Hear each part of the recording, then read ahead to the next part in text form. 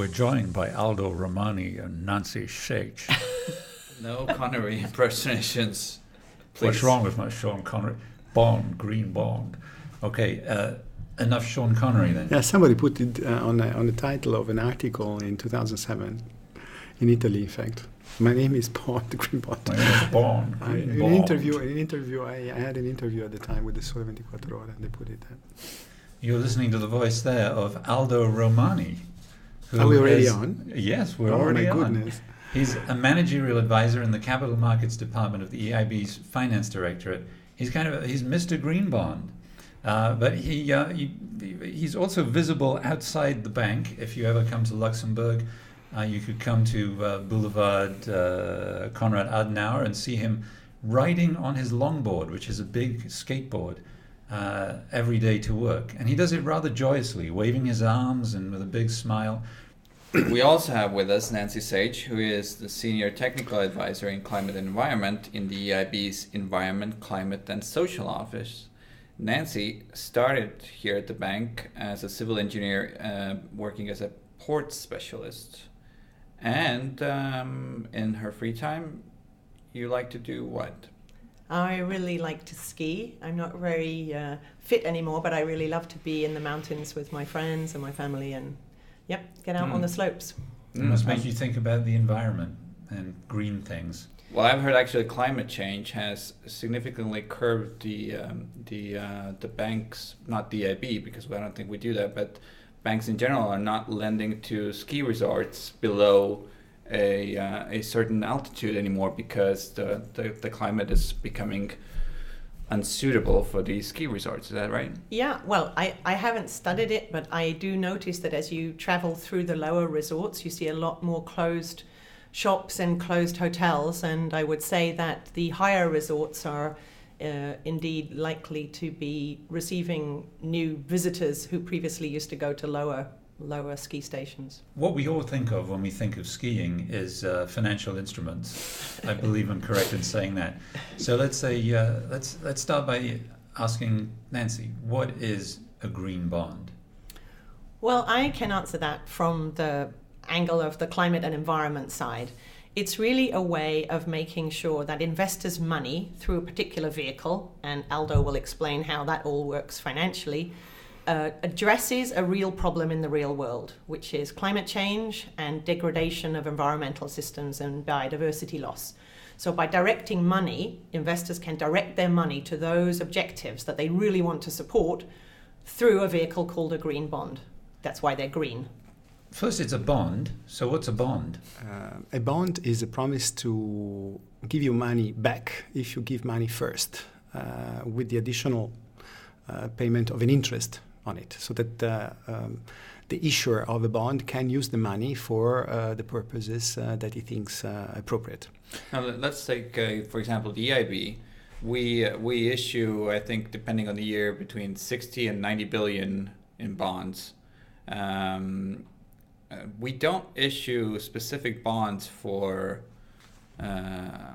educational projects or hospitals, but we do issue specific bonds for our climate financing. Why is that? Well, it is true. The EIB issue only green bonds with a focus on climate. This has historic reasons. The 10th anniversary of the first green bond is also the 10th anniversary of the Declaration of Berlin, which in 2007 put energy and climate protection at the heart of European integration. An energy action plan was adopted, which set ambitious GHG emission targets, and the EIB, as an instrument of European public policy, was asked to put this into practice. So we, while scaling up our lending in, for example, renewable energies and energy efficiency, we decided to involve capital markets into the actual delivery of this project with the issuance of green bonds and using effectively accountability and in and precision in the description of the finance projects as a way to capture investor imagination. And this accountability and this precision, this means telling the investors very specifically, but for the money that you gave us, we did this and this and this, and these are actually good for the environment, good for the climate. Exactly. But you're telling us there that the EIB, the European Investment Bank, developed the first green bond. Exactly. Was it called a green bond? No, it was called the Climate Awareness Bond, in fact. Mm-hmm. And it's still called the Climate and Awareness it is still Bond. called Climate Awareness Bond. Green bond is kind of a catch-all phrase, right, for the market. Yes, because green, according to some definitions, does not only entail climate, but also, for example, pollution control or natural resource depletion or biodiversity loss. So everything that has to do with environmental protection.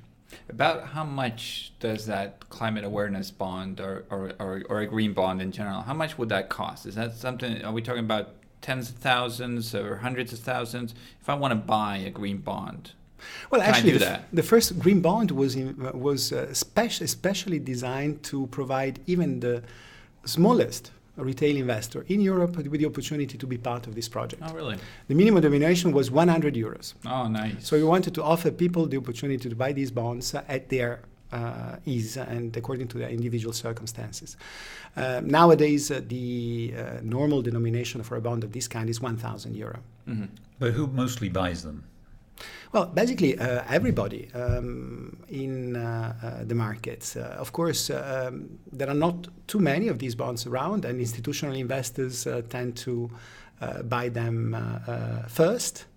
But this is also a market that is extending now increasingly to, for example, financial institutions that have retail networks and can distribute these products through to their own clients at the small local branch. But let's say if I'm an investor and I see on the market a green EIB bond and a non-green EIB bond, besides knowing besides what will be done with that money.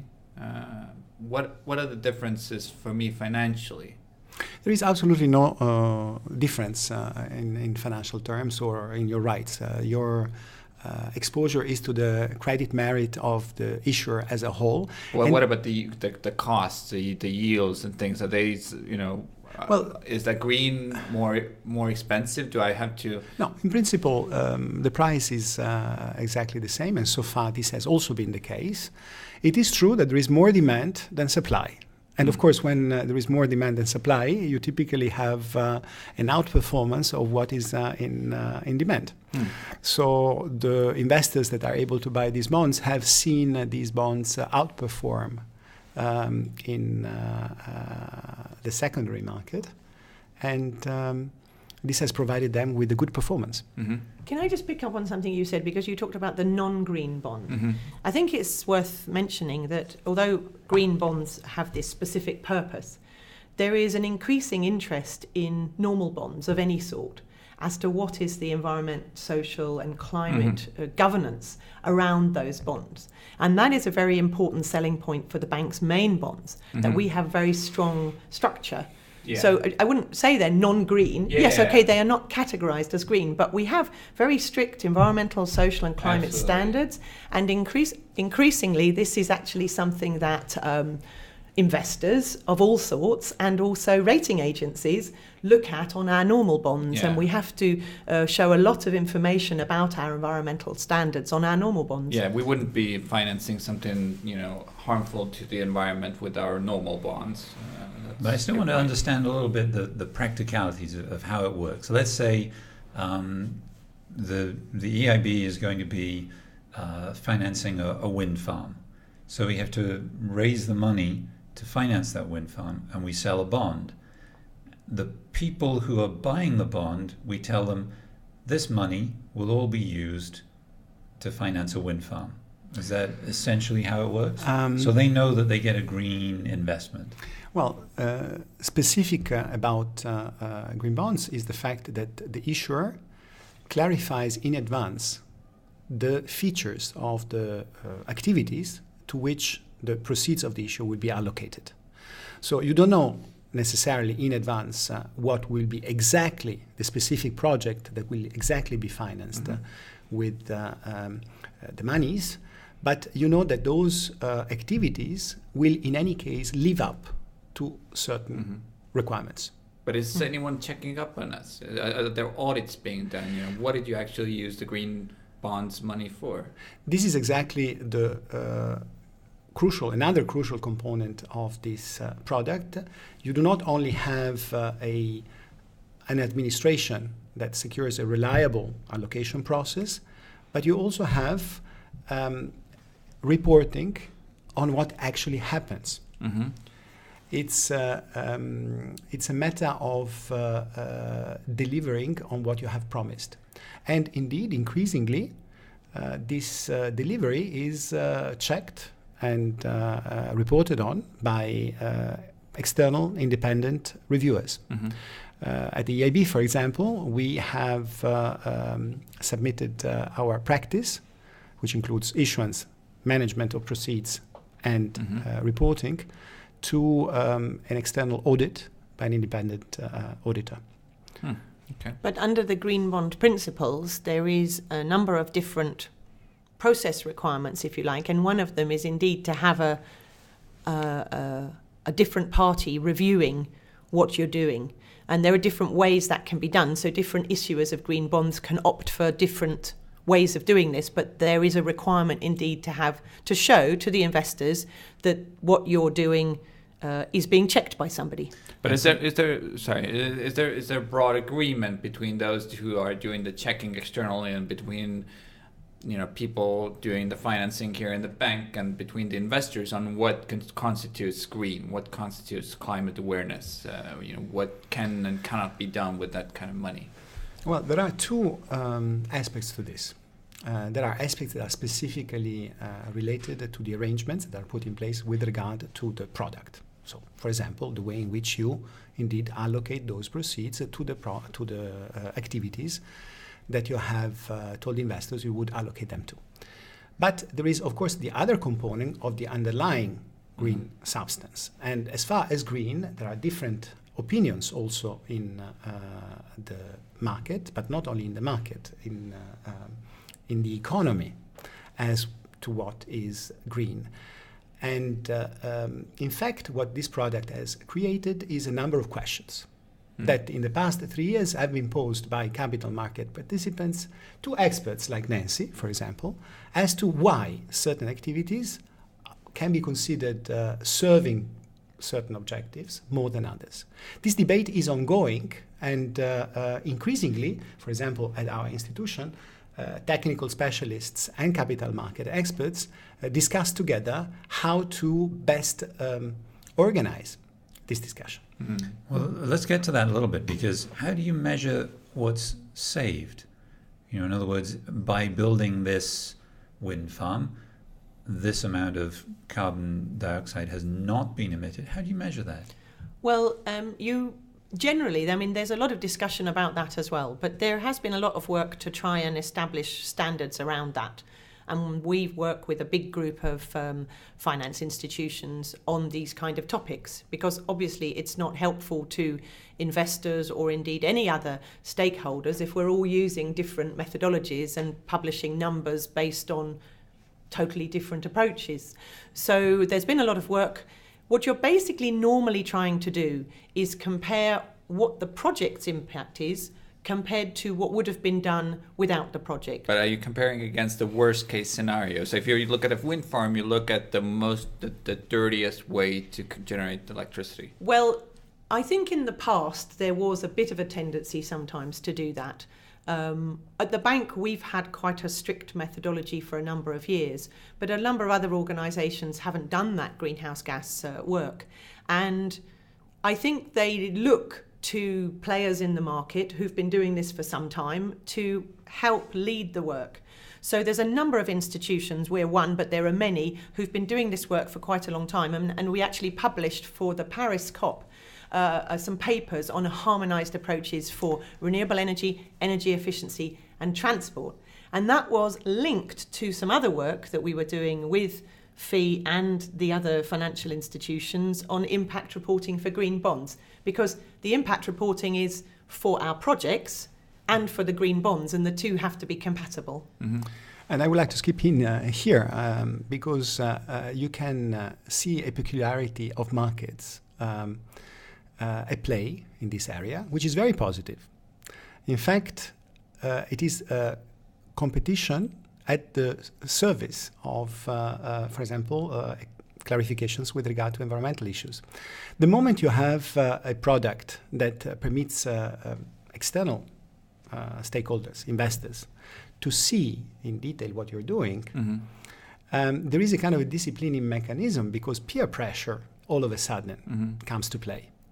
If you do something well, you want to show it in the market, and others will look at it and will, of course, also be incentivized to do better, or to show that they are doing already so well. Other financial institutions. Other financial institutions, for example. So there is a kind of a positive self-feeding mechanism here that is improving, actually Nancy calls it mainstreaming, that is basically permitting a clearer dissemination of information about core issues and about best practice.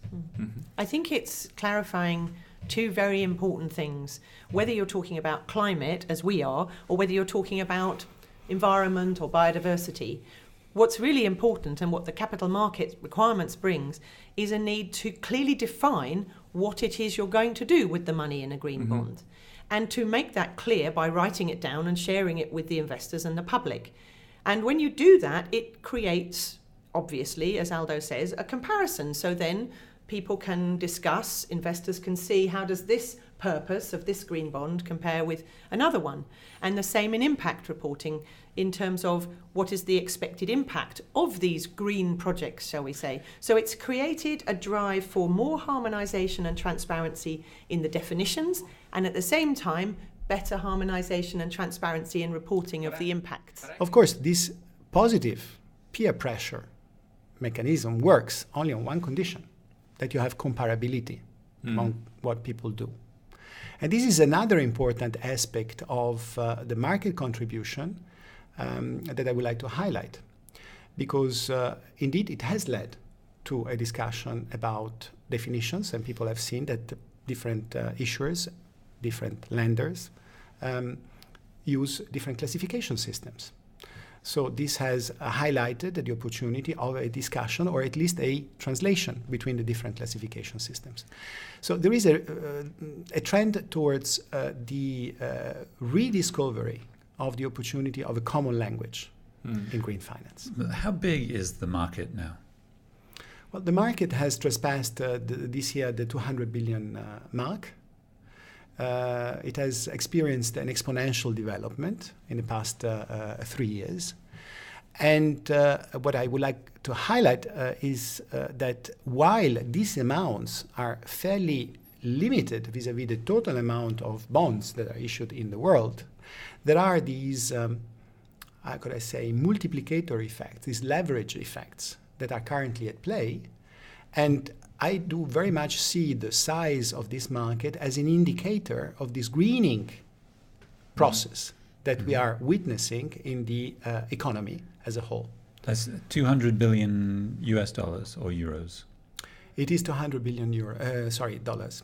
Who are the biggest players in that market? Well, initially it was multilateral development banks, because like us, other multilateral institutions were being asked quicker than others to do more in certain areas, and they were quick to react with this concept. But in the meantime, this is developed into a market that has a plurality of issuers. It's a very healthy development, which this year has also seen, for example, sovereigns like France come to the market for the first place. And this is very important, because the market needs, any kind of market needs diversification opportunities in terms of yield, in terms of credit merit. Not everybody can buy only the bonds of the EIB or France. And also in terms of pricing, it is important to have relevant market references to take into consideration when pricing a new issue. But on the other end of things, let's say the investors who are buying them, what is the incentive for them? And do they need to show on their, if they're a big company, do they need to show that, okay, we're emitting all this stuff, but we're also buying bonds that offset this? Is that how they work? Well, this is quite interesting because the success of this product is part of a systemic change in the way in which, in fact, the financial industry is being organized. Increasingly, for example, in certain countries like France, you have legislation in place that is indeed requiring investors to clarify, for example, the GHG, the carbon footprint of their investments. So they have more interest than in the past in the information that green bonds provide. So you have a kind of a knock-on effect that is creating virtuous circles in the markets, and of course creating the conditions also for a better service of the markets towards public policy goals. And I think it's important to mention here that we talked about climate quite a bit, but there are other types of big international efforts where financial institutions are being asked to show that they're taking it seriously. So one thing is to be asked to show whether your portfolio of investments or activities is compatible with the Paris Agreement. Obviously, that's the climate change angle. Another side of that is to show whether your investments are actually resilient to climate change. So have you thought about the risk angle? And there's been a lot of questions asked of financial institutions. But increasingly, there's also the issue about overall sustainability. That's why I was highlighting the rest of our bonds, because whatever kind of financial institution you are, I think the world in which you could focus on one small green or climate part and kind of hope that nobody was going to notice what the other things you were doing, that world is going away. And increasingly, all types of institutions and players are being asked to report on the whole package, as it were. Mm-hmm. One of the things you mentioned there is the Paris Agreement. Now, that had a big financial angle. The agreement or the commitment that multilateral development banks there was that up until 2020, and that agreement was in 2015, there was a need to support $100 billion each year of action against climate change. Have I got that right? Not quite, no. It's basically... Good. That would be ridiculous if I was able to actually repeat something like that. It's the famous 100 billion pledge, if you like. It's actually from Copenhagen, from the COP in Copenhagen, but it is actually also enshrined in the Paris Agreement. It's basically that developed countries committed that there would be $100 billion of climate finance flowing to developing countries each year by 2020. But it doesn't mean directly from MDBs. It means generally, including mobilized finance and so on. How far along are we? Sorry? How far along are we?